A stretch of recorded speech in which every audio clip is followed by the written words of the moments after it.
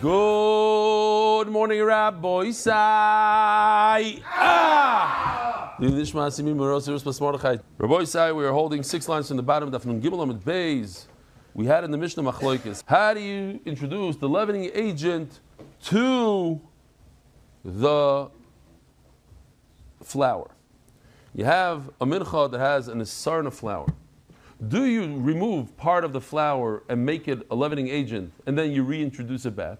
The problem with that is that it won't be very, very strong. The other idea is to take starter that you already have, this leavening agent, I don't know if it's called starter, leavening agent, and put it into the flour. That we said is problematic because since it's moist, it's going to reduce the amount of flour. The volume, it's going to reduce the volume of flour. So, and the Gemara and the Mishnah says, oh, it's going to be Chazarah, Yisera, it's going to be more or less. Which one is it? If it reduces, so it's less. What does Yisera, what does Chazarah mean? It says Gemara by Chazarah, Yisera. What does it mean? There's going to be less or more? Depends what kind of, what are you doing there? If you have very little water, so a little amount of water is going to reduce the volume of the flour. When you introduce water, it's the flour is going to go down. Nimsis Yisera, so that you're going to want to add more flour to get to the Yisarim part because it just dropped the level of flour. So you add more flour, now you have more flour than necessary. Raka, now if you do the reverse, it's the reverse. In other words, you add a lot of water, so it becomes very, very thin, very like pancakey kind of dough. Anybody make pancakes? It's like almost like making an omelet. It's very what? The batter, very good. Nimsis Chazarah, so you're going to have less flour than you need. Says Gemara, what do I care? So if kiko kayel li yisarin kayel. At the end of the day, when I measure it up in a measuring device, I'm going to have an isarin. Who cares? Water this way, water that way. Ask the Gemara, put it in a measuring device. But a measuring device has water in it. What a measuring device? You don't have a full amount of flour in the measuring device. The Gemara asks, no, right now you have an isarin. So, Rabbi and Rav Yosef Tavayu, they both answer the same thing. There's two words. It's the same word, but one has a lamed in front and one doesn't. Kemois means as of now, right now. What do we have now? I look at it now. Right now, I have water, I have flour, great. I take whatever I have, I take a measurement. I take an isarin, givaldik. Likemois means, and that's pretty much today's sugya. So let's get these two words. It's very simple. Kemois means right now. It's like in Hebrew, kemoshehu, kimoi, and likimo, like it was yesterday. So if you're going to go like yesterday we had a bunch of flour in, or it means like 5 minutes ago, whatever it means, like it was. Maybe it's not even the right type, but you know what I'm saying. I'm just trying to shorten it up a little bit. Like that means I have to start with what I had in the beginning. I have to take a measurement off the flour. Whatever you introduced later, whatever happened later, I'll give you a mashal that the Gemara talks about. Let's say you have a half an egg's worth of meat. And for whatever reason, it blows up to kibetza. So now, today I have a kibetza. Today I have a full shear that can become tamei. It can be metama. So what do I look at? Do I look at it as what I have right now? Right now I have a shear of a kibetza. Or no, where did it start out? He can't just jump to today. What was it 5 minutes ago? 5 minutes ago, when I got it off the animal, it was a half a kibetza. It blew up because, I don't know what, it got wet and it exploded. What about the opposite? You have a kibetza, and then later on it shrinks. That's natural. After 2 days, it becomes that stuff that, what's his name sells? Beef jerky. It becomes half the size. Stomach. So that's the question. That's today's basically sugya. Do we view what we have right now in front of us? And right now I have a full shear, or I don't have a full shear. Same thing over here. I have a vessel that has water, that has flour. Let's take an isarin of whatever I have in front of me and let's go. Or no, it actually started out as dry flour. I need dry flour. I need to take an isarin of dry flour. Rabbi Rav Yosef Tavayu likimois shehein hoisem sharinon There's a different girsa here in the Bach. In the official edition, they put the girsa in there.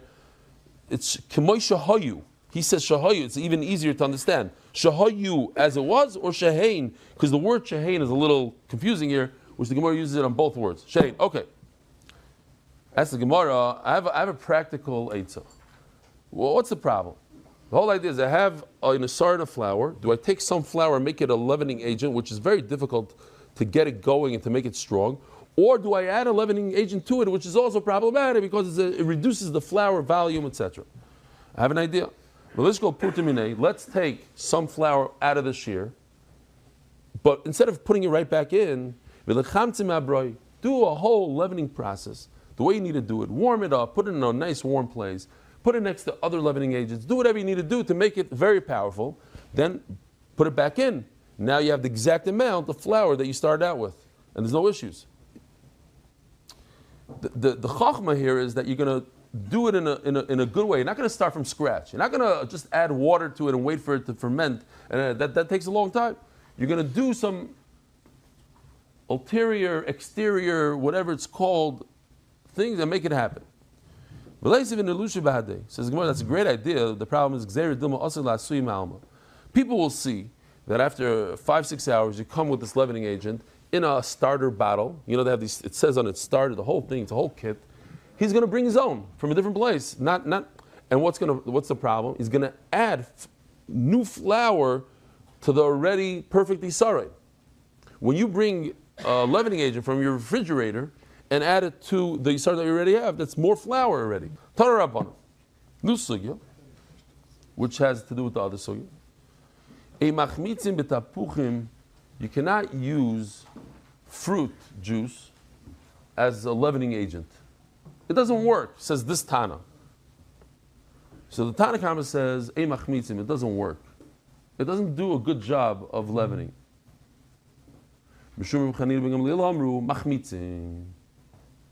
It does work. Rav Kahana Maslo Rav Chanina, but sorry, Mishum Rav Chanina ben Gamliel Amru machmitzin. So Rav Chanina comes and says, no, the apple juice is a good leavening agent. Rav Kahana Maslo Rav Chanina ben Tradin, that was Rav Chanina ben Tradin that says that apple juice is a good leavening agent. So now if I tell you this halacha, you have to tell me who said it. Kimanaz Lo Desnan says in the Mishnah, Tapuach Sheriskoi, if you take truma, what's truma? If I have a bunch of fruit, I have, let's say, 100 apples, and I take 2 and I give it to the kohen. Whatever, you could really give as much as you want, even a smaller amount. If you want to be average, you give 2% to the kohen. So now I have a truma apple. Sheriskoi, I made it into applesauce. And I put applesauce into the dough. And through that it became leaven, it became whatever it's called. It became dough. Hareizu asura. The dough is asur. Why is the dough asur? I only put in 1 ounce of applesauce to 200 ounces of dough. And we know that truma is batal b'meya. The answer is because this truma created something new in the dough. It created the dough. It's not just another small amount. Without it, without the leavening agent, you don't have dough. So, but who does this go according to? Because according to the Tanna Kama, Mei Peiros, the apple juice and the applesauce is not a leavening agent and it doesn't do anything. It shouldn't make it also b'chlal. So it must be that this goes according to the two, either Reb Chanina ben Gamliel or they said it in the name of Chanina ben Tradin, but the Man Da'omer that holds that Mei Peiros is a leavening agent. Kiman lema Reb Chanina ben Gamliel v'loy Rabbanon. Says Gemara, no, afilu teim Rabbanon. No, you can go according to Rabbanon. Nihid Chametz Gomer Lehavi. They hold that, and that you probably think to yourself also, like, what's going on here? Does it make it? Does it leaven it? Does it not leaven it? You just told me you can't leaven it, and it did leaven it. No, it leavens it somewhat. It becomes, it's called, this is what we spoke about yesterday, Nihid Chametz Gomer Lehavi. It's not 100% chametz, but nuksha miyahavi. It's considered chametz nuksha. Nuksha means it's a low-grade chametz. It's a very shvacha chametz. That we said yesterday, there's a musik that it's chametz to the point that if you eat it, you get malchus, you don't get karas. So it's another level of chametz. Zog the Gemara. Omer Rabbi Ila. It's an interesting word. It's like kasha, like the word kasha. It's hard. What's the hardest thing to do in the Beis Hamikdash? We discussed there's certain things that are extremely hard. To throw a light feather 40 feet, you have to be very strong. To even do kmitza on a hard bread, you have to be strong. Now we're saying something else. This is more of a technical thing. You have to be a bucky in how to do kmitza. What's a minchas chayta? Minchas chayta is a mincha made out of just flour. So imagine you have a bunch of flour in your hand, and now you have to go with your thumb. You took 3 fingers worth of flour, and now with your thumb, you go like this. With your pinky, according to the Rambam, it includes the pinky. Okay, we were going the whole time like this, right? Shalom Aleichem. So you have to go like this. Now you go like this, what happens is, if it's flour and very loose, it pops out. You know, like there's an indentation over here. You want to make it that's perfect, laser, flush. Perfect, that's the word, flush. Because if it's indented, then you took out too much. If it pops out, no good, it's too much. It has to be perfect, laser. That's a lot easier to do if you introduce water to it. If it has some consistency, if it's flour, it's not. It's you lose control over it. So it's hakasha lekmitza yoysim minchas chayte. This is the minchas chayte is the hardest thing. Rav Yitzchak Rav Dimi Omar minchas chayte megablo b'mayim uksheira. He says no, it's not a big deal. You could use water. Use a little water. So maybe this is our machlokes. The Mar Sovar Kimoy Shehem Sharinon. That now we have a shaila. How do you do kmitza? Do I go by what it was? Freeze frame. When's the freeze frame? Now or before? So Rav Yitzchak, if you go by now, so now it has water in it. Good, so I could do kmitza like that. Sorry. The Mar Sava Kemoisha Hemisharin. Right now.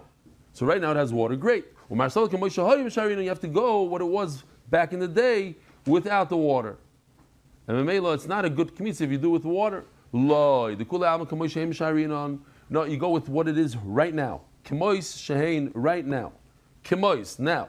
So it's a different side machlokes. The Mar Sava Mai Chareva. It says in the Torah. Look at this. It should be dry. Dry from what? I mean, if you don't allow any water in it, so you're literally bringing flour onto the mizbech, it's a little interesting. But that's goof of the machlokes. My chareva mishemen maybe means you could add water, you just can't add oil, and therefore I could do kmitza with water in the flour, and it's easier. No, it's not allowed to even have water. Okay, so it's a side machlokes. Not awesome. Now we're going back to this geshmak, this idea of do I view something right now or it was before? Besara egel, you get a young meat, shinitapach, it blew up a little bit. It became the size of an egg, a kibetza, which is the size of what you need for tumah. Ubesar skena shinismach. Now, Rashi kind of contradicts himself. What does it mean? We're going now that this itself, the egg himself is the meat itself is tameh. In other places, Rashi says it's metama other things. So if right now it's an egg, so you have a shear of tumah, and the opposite happened. You have an older thing, an older meat that condensed, it became it shrunk. It shrunk. So now I have less than a shear. Mishtar lekemois shehein. You go backwards. What's lekemois shehein here? This is.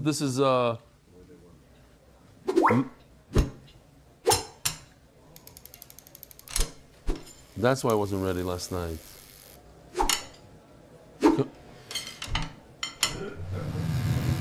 I'm confused with the clock. But anyways, kemois shehein means right now. Lekemois shehein, like it was. Rav, we go, we view, what do we have now? Right now we have a kibetza, boom, it's metama, it's tummy. Right now we have a chatzi beitza. So what if yesterday was a beitza? So it's not metame. Meisvei. So we have a machlokes. Do we go with what we have right now or what it was? Meisvei b'sar egel shelo yoyo b'kishir v'tovach v'omad al kishir. You have the. This mamish reminds me, like sometimes the Motzei Shabbos, you go on the scale, you have a little bit of tafach, you go up 6-7 pounds, but then in the stomach, like by Tuesday it's gone. Meisvei shelo yoyo b'kishir v'tovach v'omad al kishir. You had this. How do you say egel again? No, veal. Veal shelo yoyo b'kishir. It was small. V'tovach, and it blew up a little bit. Now it's the size, it has the volume of a kibetza. Tar l'shavar. So until the point that it had a shear, it is tar. V'tamei mikanu lahaba. It's from now on, we count it as a full kibetza. So what do you see? That we go kimois, not likimois. We don't go about what it was back in the day. What is it right now? Right now it's kibetza. We view it as tamei. Says the Gemara, that's not a good raya. Midrabanan. I'm going to tell you it's only midrabanan. Ihachi, I thought about that answer. Ihachi, so how are you going to explain? It says v'chein bepigul v'chein benoiser. So if we stop right here, we know the question.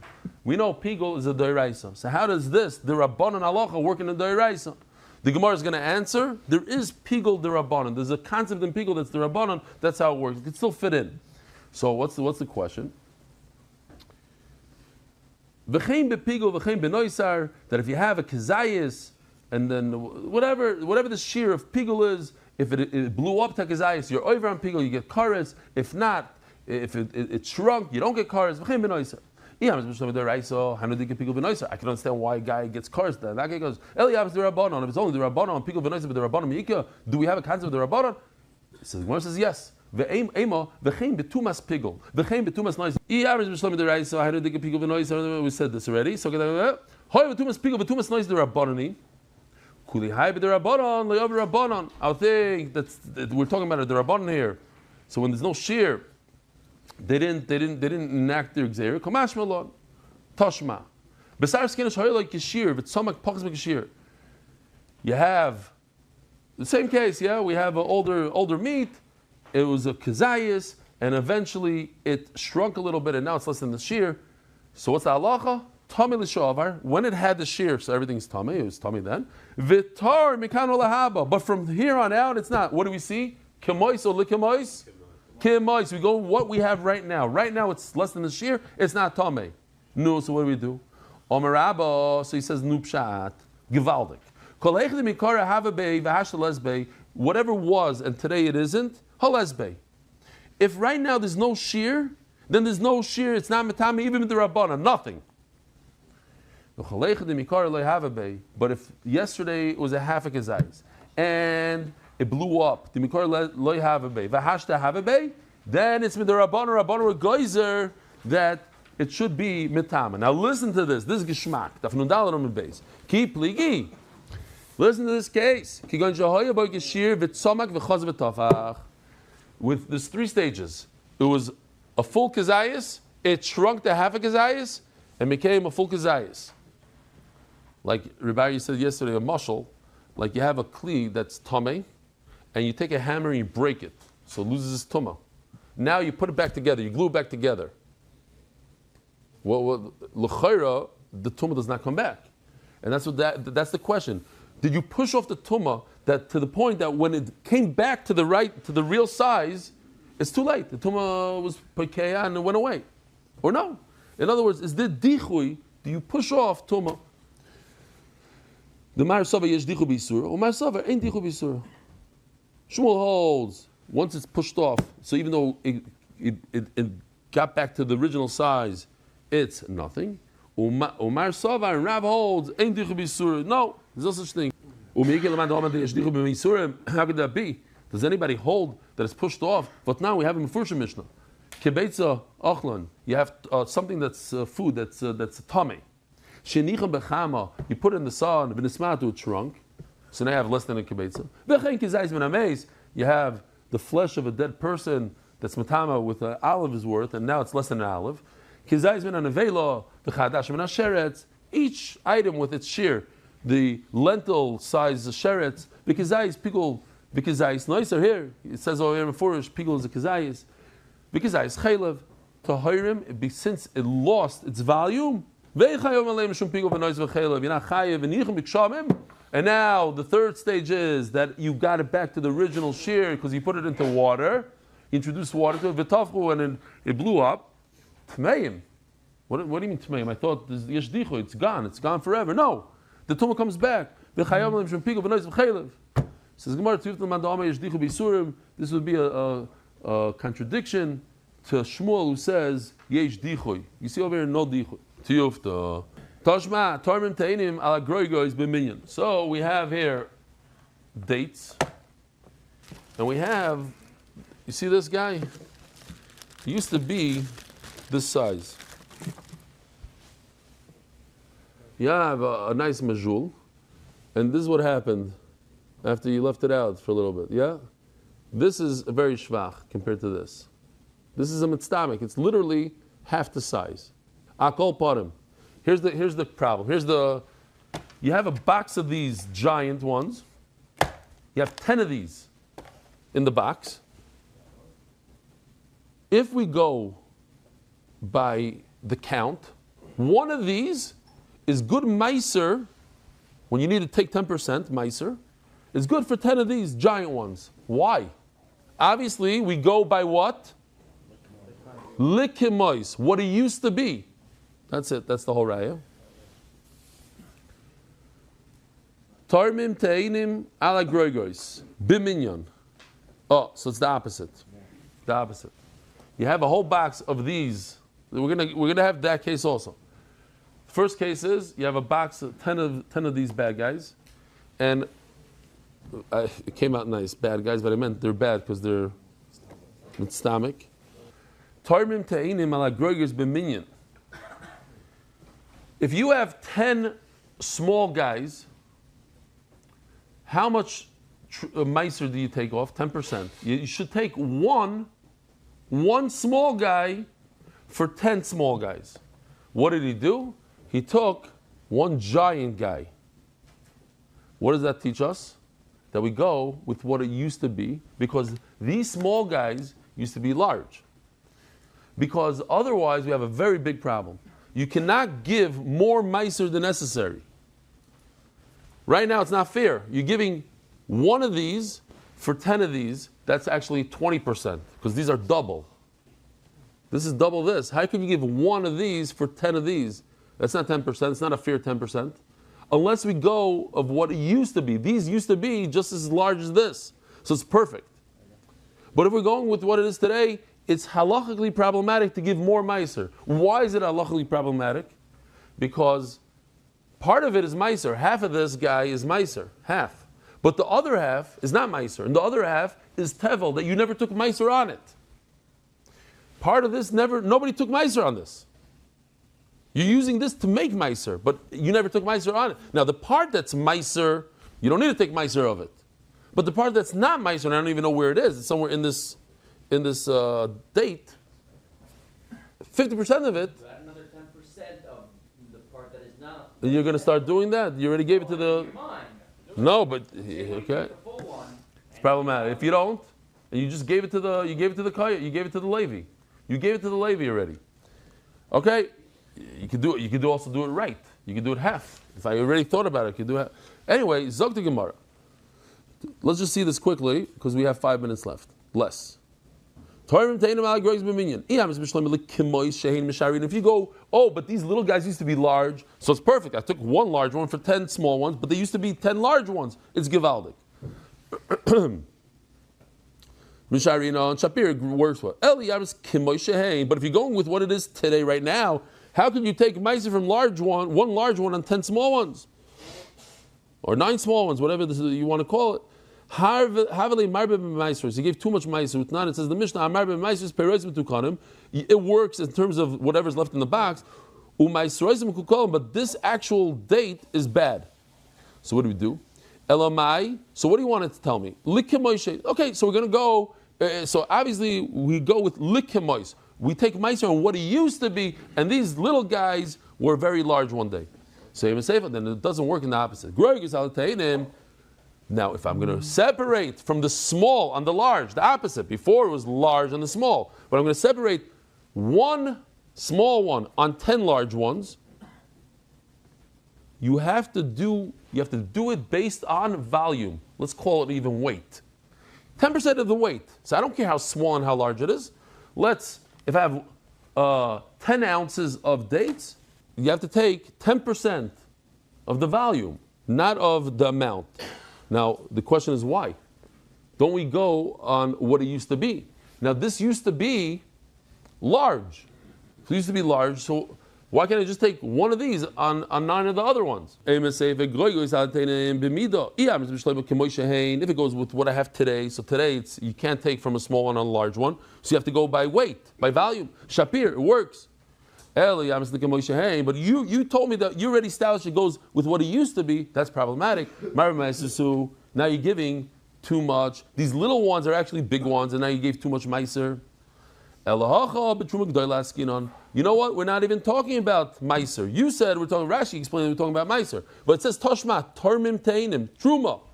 So when it comes to truma g'dayla, there's no shear. You can give as much as you want. You give as little as you want. Truma g'dayla askinon. We're just telling you how to do it in the proper way. If it's small, you should do it by weight. If you're taking the large one, do it by numbers. But that's how you give a lot. If you're talking about truma, it's a problem.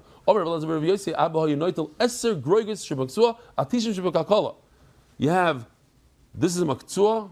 We had a maktsua as a kli, but let's say a maktsua is like a certain vessel that you hold the figs. So you used to take 10 and put it in a basket. Now the question is, where do you get the number 10 from? 10. 10 is not a number of truma. If you're telling me truma is as much as you want. So we know 2%, 4 maybe. What's 10? Nobody gives 10% truma. So it doesn't work. That's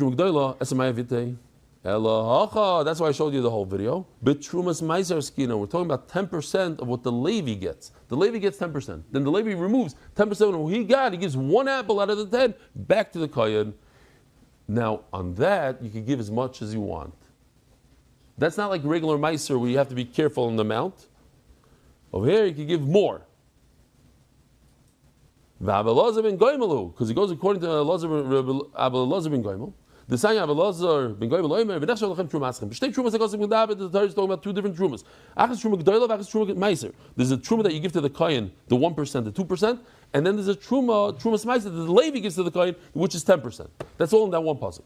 And now I can make a hekesh. Truma g'dayla, a person walks up, there's no shear, so I can just grab as much as I want, without a ba'omed, without measuring. Ubimachshava in my head.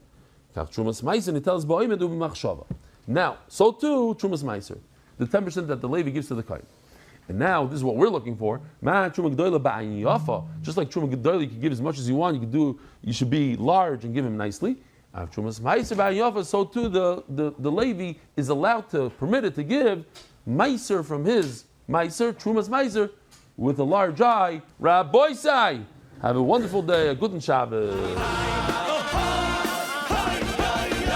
Merit the schus of spreading Torah throughout the world. Sponsor a shir today. MDYsponsor.com or sponsor at MDY.com.